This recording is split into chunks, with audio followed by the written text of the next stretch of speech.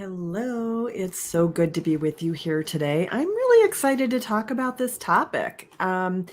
This is kind of a near and dear one to my heart because I'm a lifelong navel gazer. So I really want to talk about this. Um, and I don't know. Oh, yeah. Before I go on, if you have not yet signed up for the Let's Talk About Sex workshop that's happening next week, you so want to do that. This is all about women's sexual self-empowerment, and it really applies a lot of the things that I do in my coaching program to the topic of sexuality and sexual expression. So if you're not part of it, you're going to want to be. Sign up for that. And I will pop a link into the comments when I get done here. I think that's the big thing. Yeah, that's it. That's the big thing. Secondly, if you haven't seen, I did an interview this morning on someone else's podcast. It's really awesome. At least bookmark that and watch that later. Okay, so I want to talk about this phrase that I heard by Socrates and how it changed my life. And I want to talk about what I see from where I sit when I'm engaging in social media conversations with lots of different people at this point. So back when I was really young, I heard the saying, "The unexamined life is not worth living." And what I wanted very much as a child was to have a life that I felt was worth living. So I made it my business to examine my life. This was really important to me somewhere around middle school, high school. I think partly because, my home life was really difficult and challenging, and I didn't grow up in the best neighborhood. It was clear to me that if I didn't put effort into it, I was going to have a bad outcome in my life, that the trajectory that would be natural for somebody in my circumstances would not be a trajectory I wanted to have, was not going to result in an outcome I was excited about. So I made it my business to examine my life, to try really hard to break the cycles of violence and addiction that I was living in the middle of, and to just do that inner work. And it's, I wouldn't say it's been like an instant thing. Clearly, I've been working at it my whole life, and there continues to be a lot of stuff to explore. And all of those experiences from my childhood really made it important for me to do that examination. But what I'm also understanding is that it doesn't have to be that extreme. If you don't examine your life, even if it isn't as bad as mine was, there are a lot of more mundane examples. So, people who end up in unsatisfying careers for their entire lives because they don't do the soul searching needed to discover what it is that makes them thrilled. They end up in marriages that are lackluster. They end up getting divorced over and over. Maybe they're not living cycles of addiction and violence, but they're also not feeling fulfilled either. And that also makes it really important to examine your life. So if you're not really going to do that self-reflection, if you're not going to do the personal growth work, if you're not going to do the spiritual growth work, you're going to end up with a life that never feels fully satisfying to you, where you feel like something's missing. Maybe you even feel like you're not enough because you're in the wrong place with the wrong people, and they don't align really with your values and with your soul.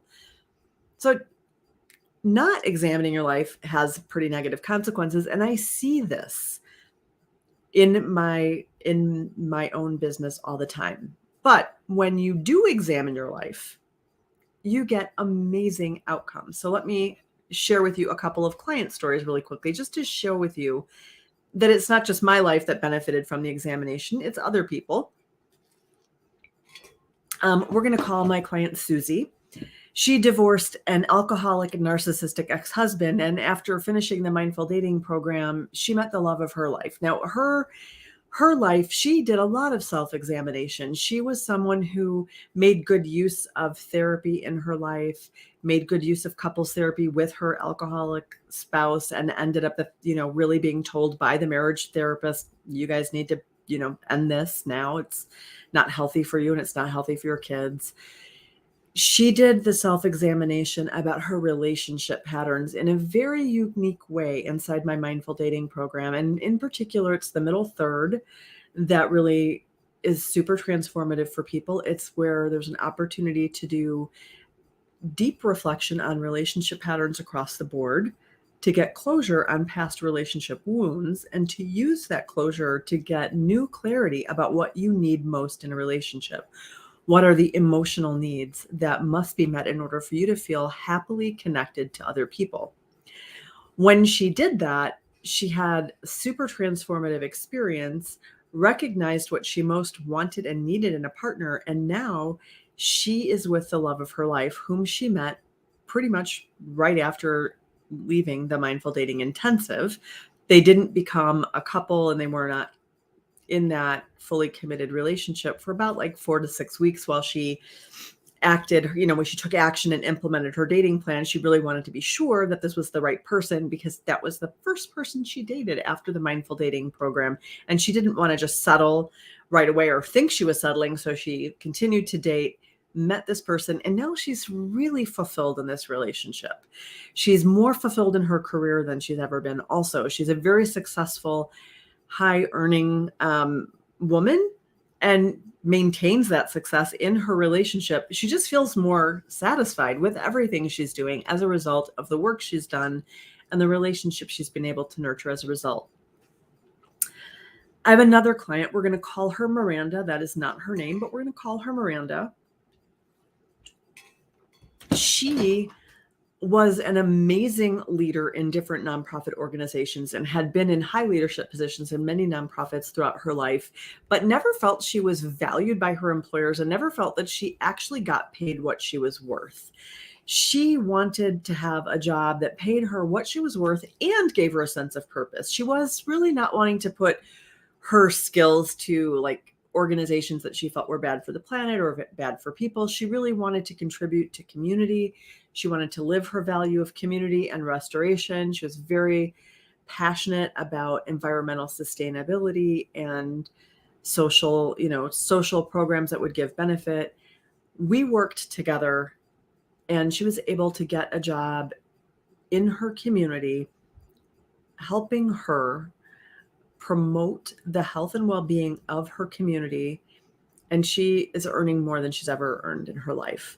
She has also used what she learned through the coaching that we did around career in her personal life. So she's got this pretty robust, flowing sense of purpose, worth, and value, and feels that she's receiving from those around her that support and that affirmation of her value and her value to them.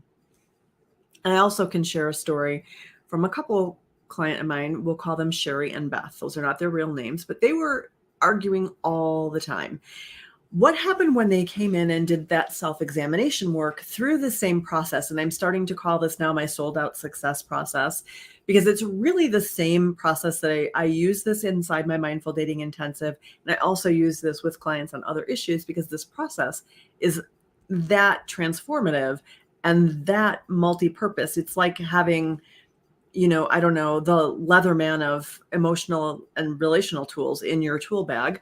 My clients, Sherry and Beth, were arguing all the time. And they realized when they did the self-examination that they both had issues from their early childhood that they were acting out in this relationship. They both had a lot of parts in their system that were pretty intense and pretty tender that they had to work on. And they were able to bring self-energy to those parts, which shifted how they got along and how they argued. And this relationship that they thought might be about to end continues to be going strong. And they're really happily doing that work of healing side by side. They are walking the path of partnership side by side. And these are my success stories. And then I also work with a lot of women or meet with a lot of women in a clarity call or through one of my 5-day events who tell me, oh, this sounds really great, but I don't have time. I'm really busy with my job. I don't have money right now. I really need to spend my money on some clothes for XYZ, or I'm saving my money for some other thing that will benefit me in the future. Or, and this is also really sad, they aren't sure it'll work. They say, well, I don't know. I mean, can you guarantee I'll get a better job? If we invest in this, are you sure that at the end of this investment, where we'll end up is that we're going to have a marriage that works? Can you tell me that I'm going to finally meet my partner? I don't know. I don't know if I can change. I don't know if I can become a different person. I don't know if examining my life is going to bring me to this place where I can handle relationships differently. And really at the bottom of it all, what it amounts to is that they're afraid. They're afraid of what they're going to learn about themselves. They're afraid that they're going to learn that they're really not lovable. They're afraid they're going to learn that they really aren't worthwhile and that they don't have something to offer in the world. They're afraid that they can't handle the pain they might uncover, that if they start examining their lives and they start really owning what they've been through, who they are and how they are in the world, that they're going to find this pain. They're going to find those parts that are tender, and they're not going to be able to deal with it. And they're afraid, most of all, that all we'll do is talk about the past and we're never going to get around to the future. The thing is, though, and all of this makes me sad, and it makes me super sad. Like, if what they said to me was, yeah, all of this sounds great and you sound great, or all of this sounds great and your program sounds great, but I just don't like you, I think I'd even feel better if they said, do you have another coach that I could work with? I don't know that we're the right match. Great. I will line you up with some other coach. That's fantastic. Just take the growth journey, do the growth journey. But when they don't do the growth journey because they think that they don't have the money, or they think that they don't have the time, or they're afraid it's not going to work, or they think that we're just going to get mired down in the past and we're never going to get to the future, that makes me saddest of all, right? Because I'm haunted by Socrates' statement. And I really, I know and I believe that inside every person, we have core self energy that is where calm, clarity, confidence, connection, courage reside. And I believe that from this place, we can date more effectively. We can find wonderful partners. We can navigate whatever's happening between us and our partner beautifully. And it might be that if we're becoming self-led and they're becoming self-led, we stay in our partnership, or it might be that we don't. But regardless, we'll be self-led at the end, and that's going to have a better outcome for us. I also believe that from that place is where you're going to find your job, your dream job, with your amazing paycheck at the end. And I can guarantee everybody listening that with my strengths-based approach, we don't get stuck in the past, because that's not really what we're talking about. There's a little bit of looking at the past. Mostly what we're doing inside my group is we tap into core self-energy. That is key to everything. And that, like, tapping into that place where you're calm, clear, compassionate, and connected, and also have the courage to act on that clarity, is key. And that is how all of my clients achieve success.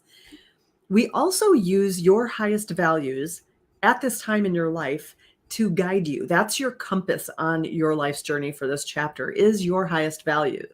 We also lean on your strengths as a way to get you there. So your strengths become your walking stick. Your values are your compass, your strengths are your walking stick, and we are heading forward. We end up creating a beautiful vision that anchors itself in your values and strengths and is infused with that clarity about what your emotional needs are in this next chapter of your life. And the transformation is shockingly gentle. In fact, it's amazing. People will tell me, oh, wow, it's like something has just shifted and it was easier than I ever imagined. Something has just changed. I hear from people who have referred their friends to me, wow, I can really see a difference in her. And it's actually been a lot easier. It hasn't been the upheaval she thought it would be.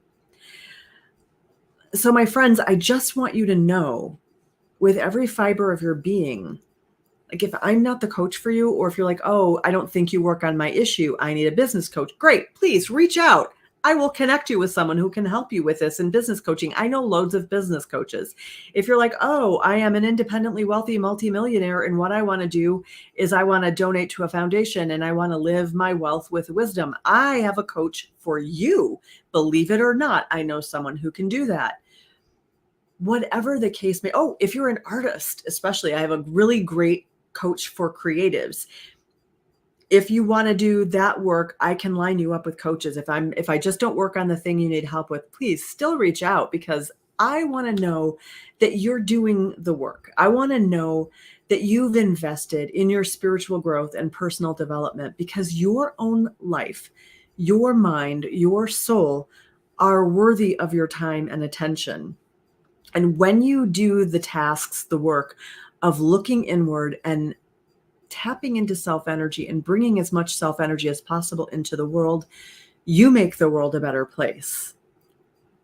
That is my message for you today. And if you are curious as to whether anything that I have to offer in coaching, any of my offerings might work for you, please just book a clarity call. It's a 15-minute call. It's completely free. Doesn't take much of your time or mine.